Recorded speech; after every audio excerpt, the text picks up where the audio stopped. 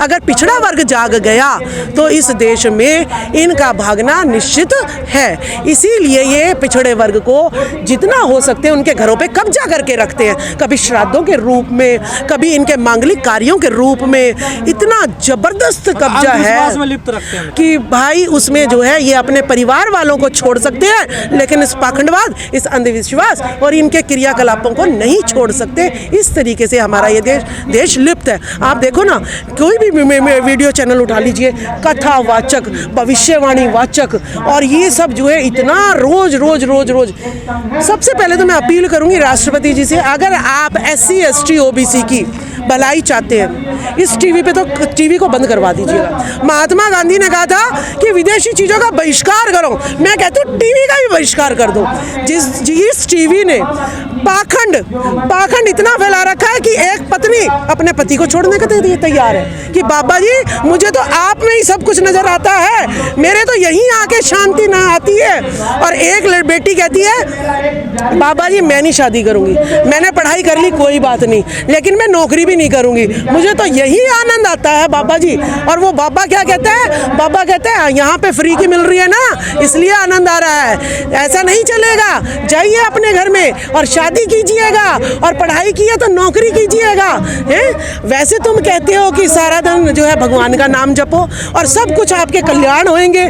जो इतनी बार श्री राम लिखेगा, जो इतनी बार दुर्गा माता कहेगा, उसके सारे पाप दूर हो जाएंगे। पाप तो मेरा भूख है, पाप मुझसे काम कराता है, मेरी भूख कराती है, मेरे पेट कराता है, मेरी शिक्षा बच्चों को पढ़ाना है वो कराता है पाप। तो ये क्यों नहीं दूर हो रहे? भूख क्यों नहीं दूर हो रही? सारे ही ना रट रहे हैं राम राम सीता सीता, मालाएं जप रही हैं, इतने सब कुछ, लेकिन कुछ भी सुधार नहीं हो रहा है। तो मैं जो है इस टीवी का बहिष्कार, टीवी बहिष्कार आंदोलन चलाना पड़ेगा, तब तक हमारे देश में जो है क्रांति नहीं आ सकती। ये जो कथावाचक आजकल ज्यादा आ रहे हैं, ये तो कह रहे हैं हम रास्ता दिखाते हैं, सही रास्ता दिखाते हैं लोगों को। हाँ, सही रास्ता दिखाते हैं, नीचे नीचे सुरंग बना देते हैं, और जो सुंदर सुंदर महिलाएं होती हैं उनके साथ जो है उनका यौन शोषण करते हैं। और अब क्या बताएं ना, बेटी का रिश्ता रहा कि कोई हमारी बेटी है, कोई हमारी बहन है, चाहे वो राम रहीम जी का ले लीजिएगा, तो वही बेटी है। अब तो बाप बेटी के रिश्ते पे भी ये जो है ना इन लोग को लज्जित कर रहे हैं ये लोग। तो बहुत दुख की बात है, ये बहुत शर्मिंदगी की बात है कि इनकी असलियत अगर कोई हमारा यूट्यूबर्स भी जाकर उन सुरंगों में घुसकर, उन गुफाओं में घुसकर अगर एक बार इन जनता को दिखा दो कि तुम्हारी जो सुंदर सुंदर बहन बेटियां जो बहकावे में आ जाती है, उनके साथ ये क्या कुकर्म करते हैं, तो ये पाखंडवाद खत्म हो जाएगा। लेकिन सच्चाई सामने आने के बाद भी लोग नहीं मान रहे ना। देखिए कितने बाबा जेल में, फिर भी लोग उनके अनुयायी बने हुए हैं। देखिए बाबा जेल में और फिर भी नेता जाके यूं कर रहे हैं, तो इसका मतलब क्या हो रहा है कि जनता तो भ्रमित हो गई। मैंने क्या कहा, राष्ट्रपति मुर्मू जी ने सीधी बात करनी चाहिए थी, ठीक है, हिंट देना। मेरी जनता को कहाँ हिंट देने, हिंट से वो करने आ रहे हैं। यहाँ तो नो डिटेंशन पॉलिसी, NDP, स्कूलों में चले जाओ, किसी पेरेंट से पूछ लेना, बच्चे से पूछ लेना, ये NDP का मतलब क्या होता है?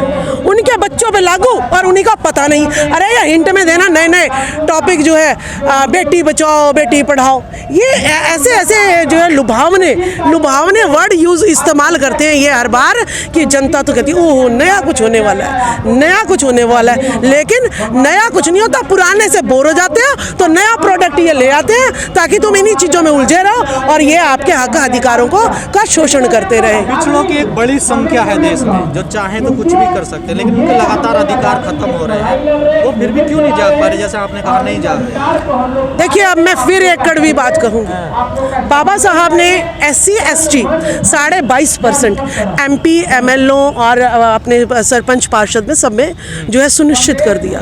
अब इस बैकवर्ड का तो सुनिश्चित है नहीं, जो थोड़ा बहुत सरपंचों वगैरह में था भी वो भी खत्म कर रही है मोदी सरकार।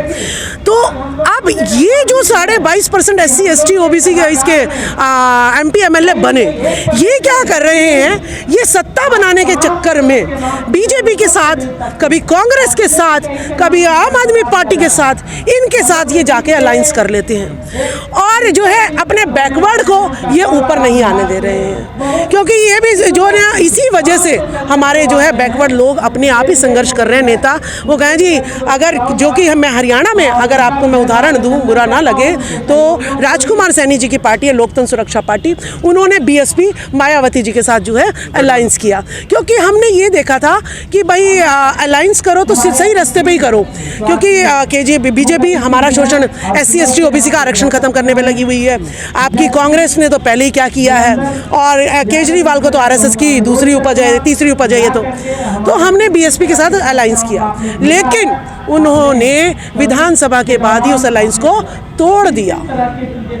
ठीक है, तो एक लोग क्या कहते हैं, देखा हमने तो कहा था कि भाई जनरल कैटेगरी से ज़्यादा घातक ऐसी समाज है। समझ आ रही है आप?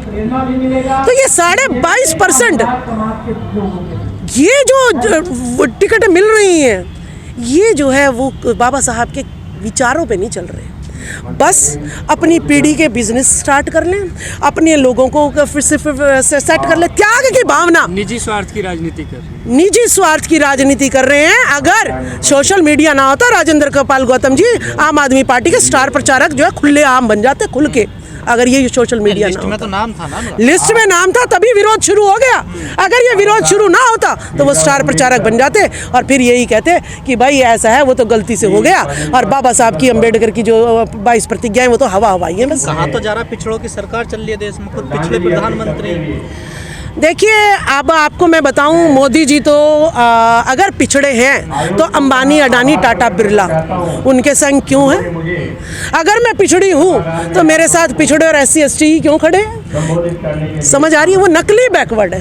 उन्होंने जब मुख्यमंत्री थे अपने आप को जो है बैकवर्ड की लिस्ट में डलवा लिया, और जो है बैकवर्ड की वोट लेने के लिए पूरे देश में ये हो गया, भाई देखो बैकवर्ड का PM आ रहा है इस बार, और धड़ मैं क्या कह रही हूँ, इन्होंने तो ऐसे नाम चुनने होते हैं जिससे वोट धड़ सारी इन्हीं की तरफ पड़े।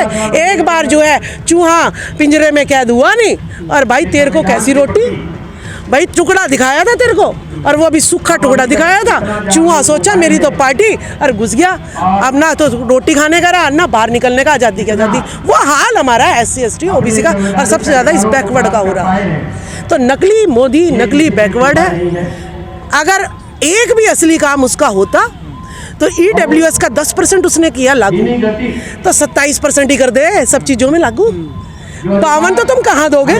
तुम जातिगत जनगणना बैकवर्ड की तो कहाँ कराओगे? मैं तो कह रही हूँ जो 27% हमें मिला हुआ है, कम से कम वो बैकलॉग पूरा कर दो, उतने हमको MP MLA और वो दे दो। हम अपने आप जो है 49.5% मिलके MP फिर अपना जो है प्रधानमंत्री बनाना। अंधविश्वास से कैसे लड़ोगे? अंधविश्वास की क्या काट है आप लोगों को? देखिए, अंधविश्वास की काट यही है महिलाओं को जागृत करना, जिसमें एक घर में आदमी शराब पी रहा है तो उसी का घाटा हो रहा है, लेकिन अगर महिला पाखंड का, अंधविश्वास का नशा कर रही है तो वो अपने बच्चों को भी उसी में जबरदस्ती लगा देती है। तो हम महिलाओं को 3 जनवरी को जंतर मंतर पर माता सावित्रीबाई फुले जयंती जो है मनाई जाएगी। वहाँ पर हम लोग पाखंड पर वार करेंगे।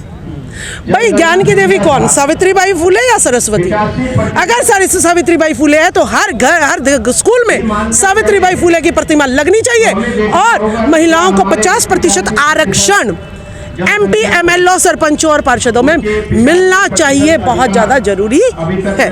तो इस तरीके से जब हम राजनीति में आई, मैं पाखंडवाद से दूर हो गई। हम अपनी 50% महिलाओं को जब राजनीति में ले आएंगे, ये सारा इतिहास जान जाएंगी, तो ये अपने आप जो है घरों में हमसे बहुत महिलाएं जुड़ी होती हैं, हम उनको रोज पाठ पढ़ाते हैं। और जब माता सावित्रीबाई फुले अपनी ज़िंदगी में 18 स्कूल खोल सकती हैं, और आज तक हम लोग जो है पढ़ के प्रधानमंत्री, राष्ट्रपति बन रहे हैं, तो हम भी कुछ ना कुछ तो करके जाएंगे। इस मुहिम को चालू रखेंगे, पाखंडवाद को खत्म करके।